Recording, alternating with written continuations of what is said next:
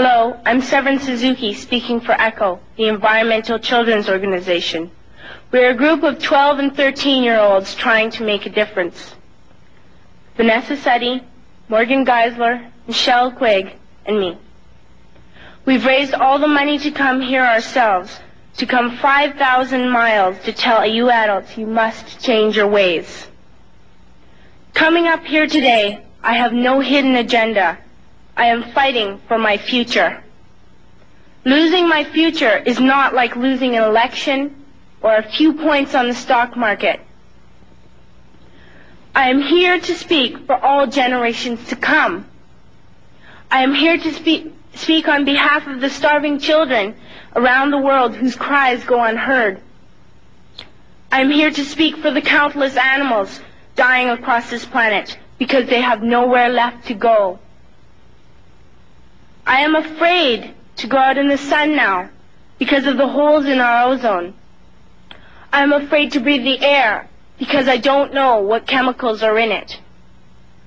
I used to go fishing in Vancouver, my home, with my dad, until just a few years ago we found the fish full of cancers.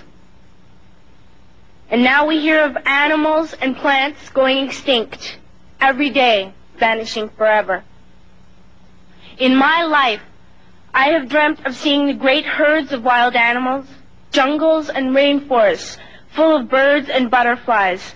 But now I wonder if they will even exist for my children to see. Did you have to worry of these things when you were my age? All this is happening before our eyes, and yet we act as if we have all the time we want and all the solutions. I'm only a child, and I don't have all the solutions. But I want you to realize, neither do you. You don't know how to fix the holes in our ozone layer. You don't know how to bring the salmon back up a dead stream. You don't know how to bring back an animal now extinct. And you can't bring back the forest that once grew where there is now a desert. If you don't know how to fix it, please stop breaking it.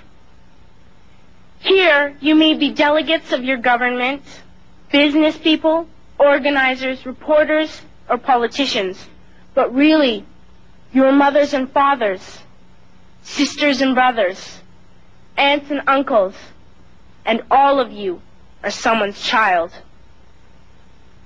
I'm only a child, yet I know we are all part of a family. 5 billion strong.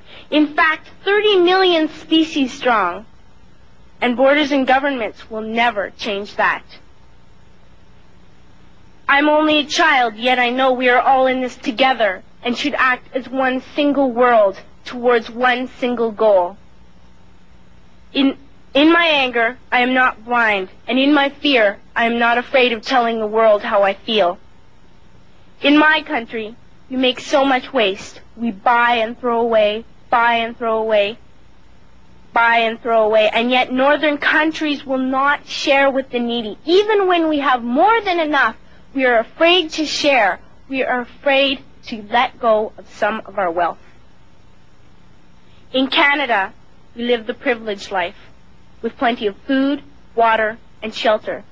We have watches, bicycles, computers, and television sets. The list could go on for 2 days. 2 days ago, here in Brazil, we were shocked when we spent time with some children living on the streets. This is what one child told us. I wish I was rich. And if I were, I would give all the street children food, clothes, medicines, shelter, and love and affection.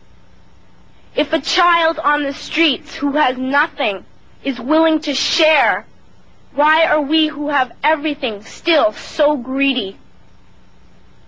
I can't stop thinking that these are children my own age, that it makes a tremendous difference where you are born. That I could be one of those children living in the favelas of Rio. I could be a child starving in Somalia, or a victim of war in the Middle East, or a beggar in India. I am only a child, yet I know if all the money spent on war was spent on finding environmental answers, ending poverty, and finding treaties, what a wonderful place this earth would be. At school, even in kindergarten, you teach us how to behave in the world.